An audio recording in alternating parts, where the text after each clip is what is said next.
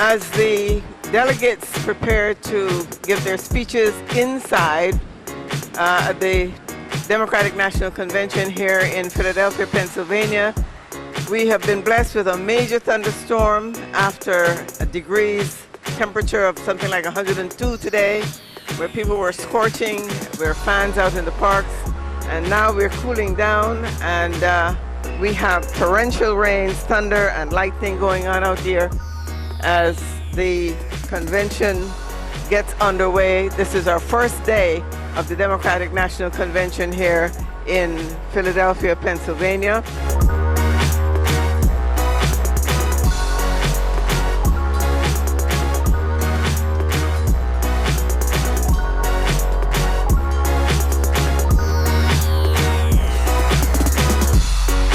I have known Hillary Clinton for 25 years. I remember her, as you do, as a great First Lady who broke precedent in terms of the role that a First Lady was supposed to play as she helped lead the fight for universal health care.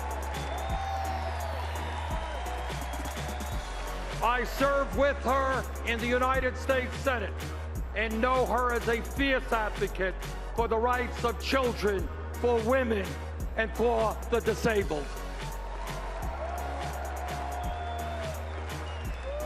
Hillary Clinton will make an outstanding president, and I am proud to stand with her tonight. Thank you all very much. Well, I think the issues, whether they're from folks who are originally from the Caribbean or for folks who are, native to Philadelphia or somewhere in between, a lot of the issues are economics, justice, and opportunities. And so we're going to see, I think, with Hillary Clinton, an opportunity to work on some of those issues and to expand them further than they've been expanded thus far. Immigration also is a very big issue, and that's something that I think we're going to see take great strides on here in Philadelphia and throughout the nation. So looking forward to Hillary Rodham Clinton becoming president of the United States, because we think it can make a huge difference versus someone like Donald Trump, who has shown himself to be very unfriendly to the working class, the poor, Caribbean nations, and black and brown people, in my own opinion, and who does not seem to be particularly sensitive to their situations, their plights, their issues.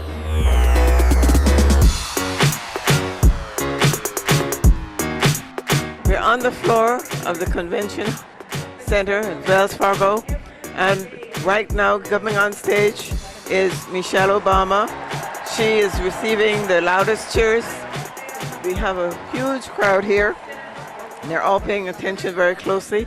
And when she didn't win the nomination 8 years ago, she didn't get angry or disillusioned.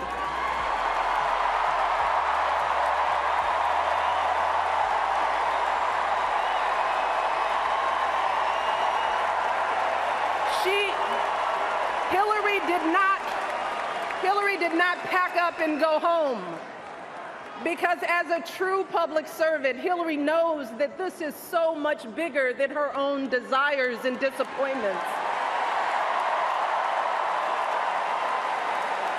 So she proudly stepped up to serve our country once again as Secretary of State, traveling the globe to keep our kids safe.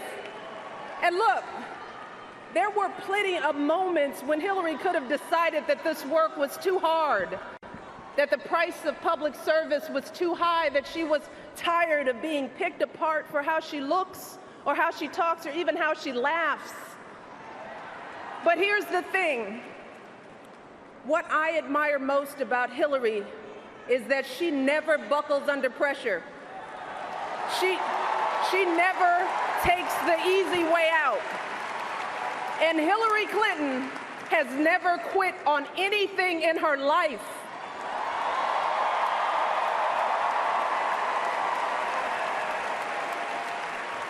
And when I think about the kind of president that I want for my girls and all our children, that's what I want.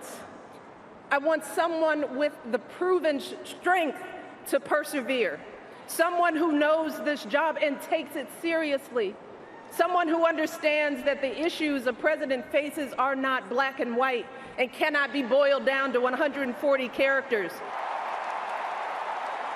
As Michelle Obama is talking inside to a crowded hall, she's reminding us of what the election is about. She's reminding us, we remember that she has spent her time working with children, with veterans, and she wants to keep reminding people that it is about the little people. It's about the ordinary people, that not whether one is Democrat or Republican, but that we are people, and it is the small people and everyday people that we have to remember.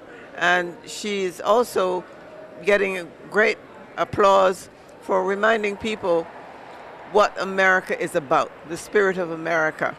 And she has asked people to remember when they go to vote what the election is about, the importance of making sure that we remember the issues that affect everybody, that we are not going to vote for any one group of people, but for all Americans.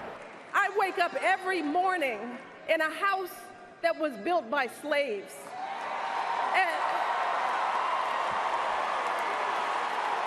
And I watch my daughters, two beautiful, intelligent black young women, playing with their dogs on the White House lawn.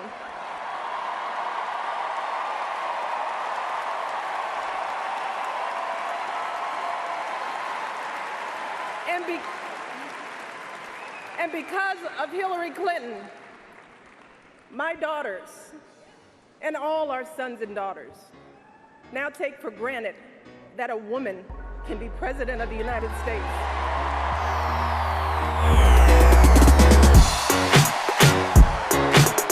I am a Hillary supporter. I'm a Hillary supporter because, number one, I support anyone who supports women's rights, who supports the rights of African Americans. And I just want to say that the thing between her and Bernie Sanders is basically finished because we are one united party.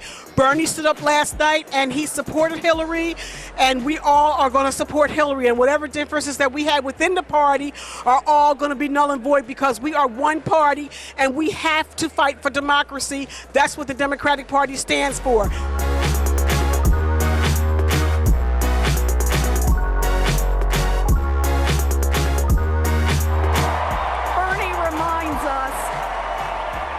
Democrats fight for every day. Thank you, Bernie. Thank you.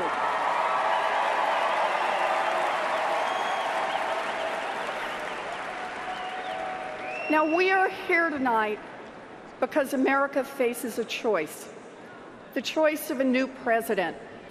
On one side is a man who inherited a fortune from his father and kept it going by cheating people, by skipping out on debts. A man who has never sacrificed anything for anyone. A man who cares only for himself every minute of every day. On the other side is one of the smartest, toughest, most tenacious people on this planet. A woman who fights for children, for women, for health care, for human rights. A woman who fights for all of us and who is strong enough to win those fights. We're here today because our choice is Hillary Clinton. I'm with Hillary. I'm with Hillary. So now he's insisting that he, and he alone, can fix the rigged system. Last week, Donald Trump spoke for more than an hour on the biggest stage he's ever had. But other than talking about building a stupid wall, which will never get built,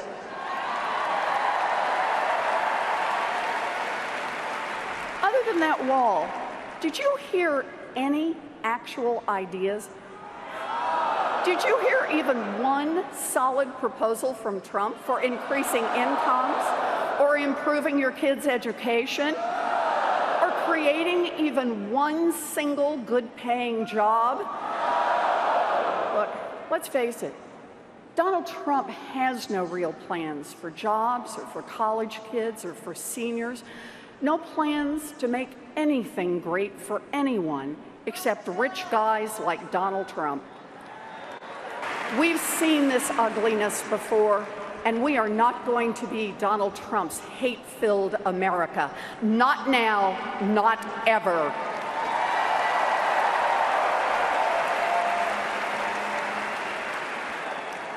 If you believe that America must work for all of us, not just for the rich and powerful, if you believe we must reject the politics of fear and division, if you believe that we are stronger together, then let's work our hearts out to make Hillary Clinton the next president of the United States.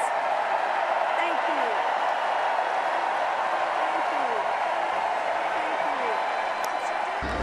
We just heard Elizabeth Warren, the no-nonsense, spirited senator, talk about reminding people that Mr. Trump's philosophy of divide and conquer is an old program that was used to keep the white and the powerful and the rich on top. And that's what he wants to go back to. That's what he means by keeping America, making America great again.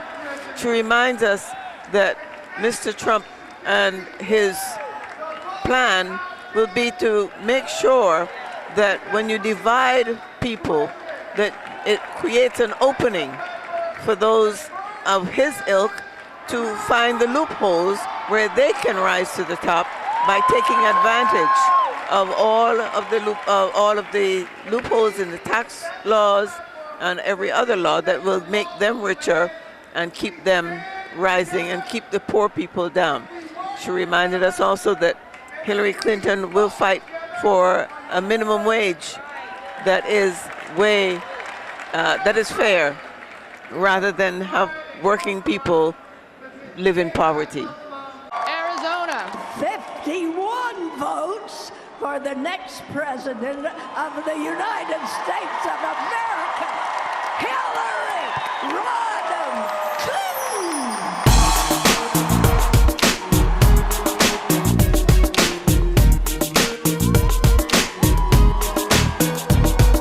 Tuesday was the second day, which was an emotional day. That was nomination day. And I move that Hillary Clinton be selected as the nominee of the Democratic Party. That brought many Hollywood stars to tears, including Meryl Streep, who got to the podium and literally could not contain herself as she shrieked with joy at the idea that a woman had the possibility to be president. Hillary Clinton will be our first woman president. Tonight, on this night, we will shatter that glass ceiling again. We must do everything we can to make sure that Hillary becomes our next commander-in-chief. We are preparing to shatter the highest, strongest marble ceiling in our country by electing Hillary Clinton, President of the United States. All in favor of the motion, say aye. Opposed, no. The ayes have it.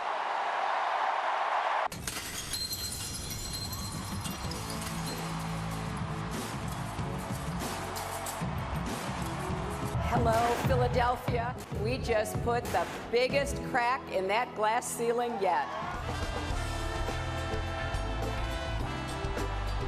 Vice President Joe Biden electrified the crowd.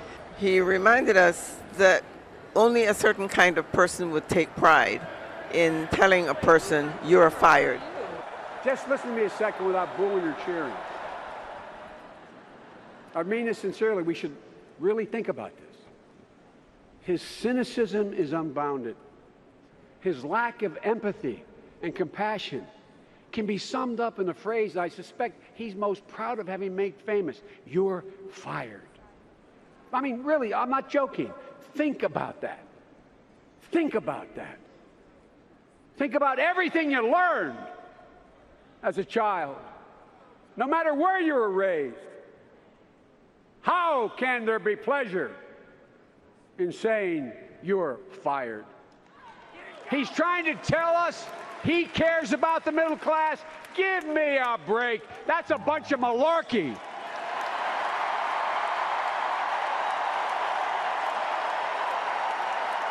The mothers from the Black Lives Matter movement.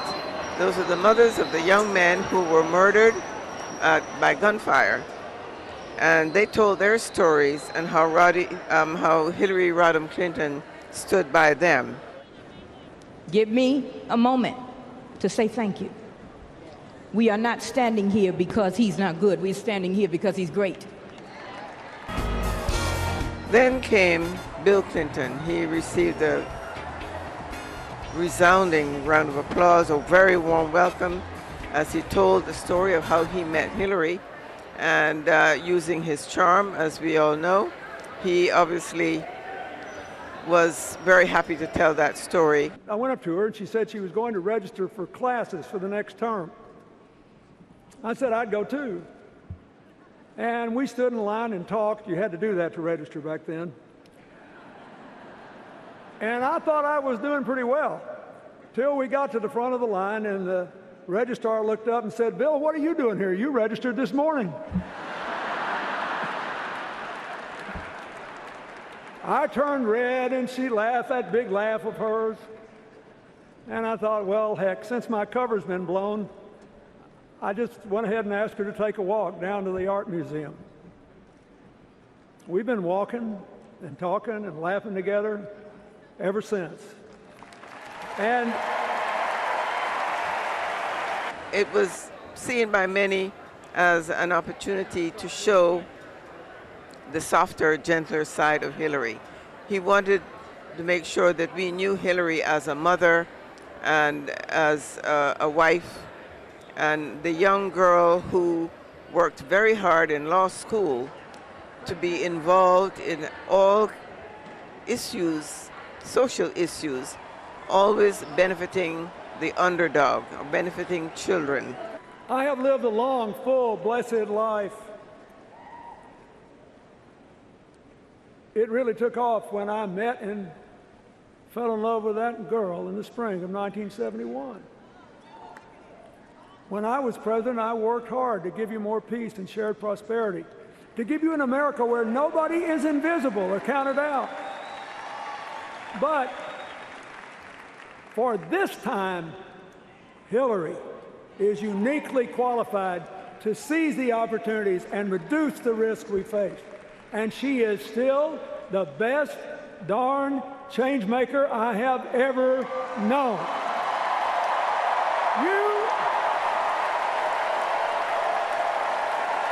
You could drop her.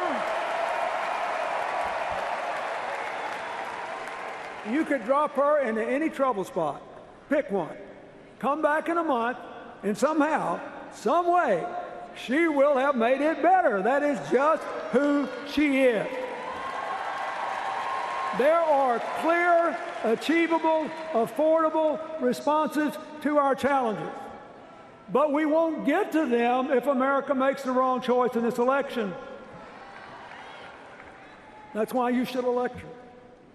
And you should elect her because she'll never quit when the going gets tough. She'll never quit on you. He received quite a standing ovation for the entire night. His speech was considered one of the best, and as that crescendo continued towards the finale, everyone was most impressed with the fact that he covered all aspects of Hillary Clinton's life.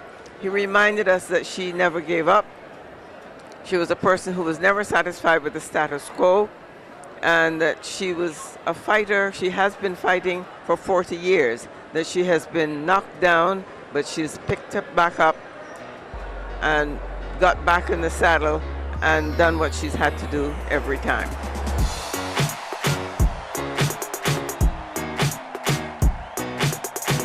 On day 3, speakers pulled out all the stops. Independent Mr. Bloomberg, former governor of New York, a multi-billionaire, said of Mr. Trump, "I know a con when I see one." The presidency of the United States is the most powerful office in the world. So I say to my fellow independents, your votes matter now. Your vote will determine the future of your job, your business, and our future together as a country. To me, this election is not a choice between a Democrat and a Republican. It is a choice between who is better to lead our country right now. Better for our economy, better for our security, better for our freedom, and better for our future. There is no doubt in my mind that Hillary Clinton is the right choice this November.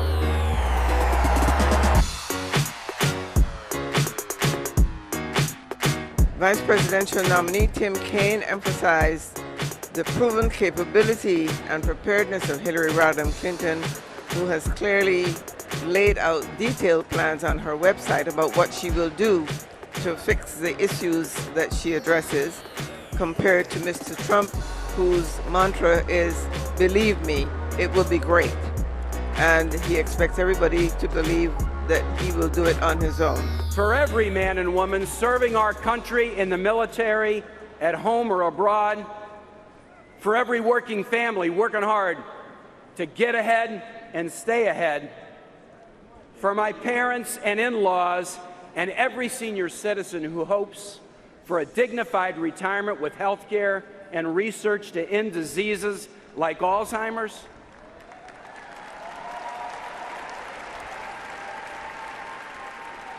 for every American who wants our country to be a beloved community where people aren't demeaned because of who they are, but rather respected for their contributions to this nation, and for all of us who know that the brightest future for our country is the one that we build together, and for my friend Hillary Clinton, I humbly accept my party's nomination to be Vice President of the United States. Please welcome the 44th President of the United States of America, Barack Obama. The grand finale of the night was the great positive masterpiece and orator, President Obama. He first documented his achievements. He reminded us of all the achievements of his administration over the past 8 years, and reminded us that Hillary Clinton has been there with him and is most likely to continue most of those jobs that he has started, and will see to the end. He characterized her as the most capable person to do the job. He says, "There is no one, man or woman, not Bill, not me, who is better prepared to do the job than Hillary Clinton." You know,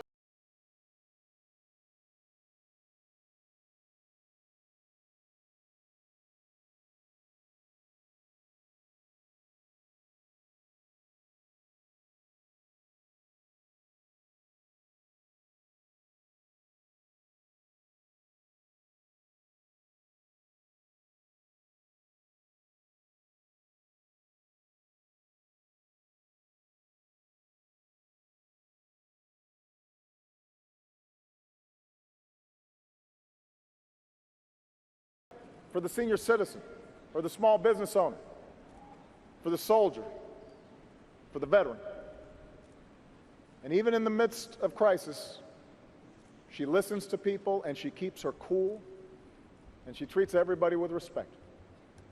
And no matter how daunting the odds, no matter how much people try to knock her down, she never, ever quits.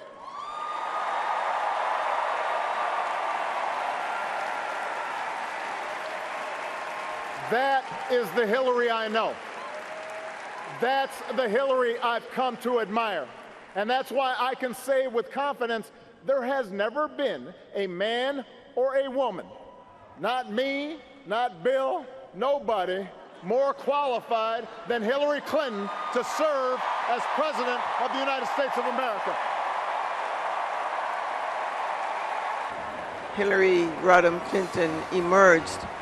Those 18 million cracks that she made in 2008, that she referred to in 2008, had now been totally shattered. The final night, day 4, ISIS was mentioned for the first time, as Army General John Allen reminded us that Hillary Rodham Clinton will keep America safe. We must seize this moment to elect Hillary Clinton. Our next president, Hillary Clinton. Chelsea Clinton introduced her mother, and she said that she was a proud Democrat, a proud mother, and most of all, a very, very proud daughter. And so, my friends, it is with humility, determination, and boundless confidence in America's promise that I accept your nomination for President of the United States.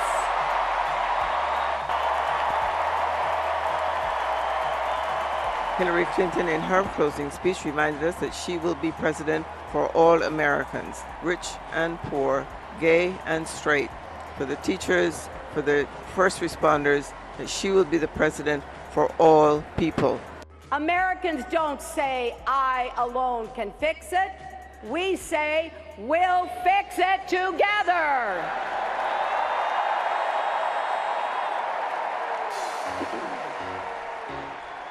In the beginning of the convention, it was a little bit of a rift in the party, and it wasn't as unified, I think, as everybody had hoped. But I think now that Hillary Clinton has solidified her spot as the Democratic nominee, she's got everybody on the same page. So hopefully we can take the good things about her platform and her past experience as a public official, and she'll have a great candidacy and hopefully be the next president of the United States. Yes, the world is watching what we do. Yes, America's destiny is ours to choose. So let's be stronger together, my fellow Americans.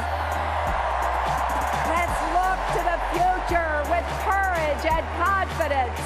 Let's build a better tomorrow for our beloved children and our beloved country. And when we do, America will be greater than ever. Thank you, and may God bless you and the United States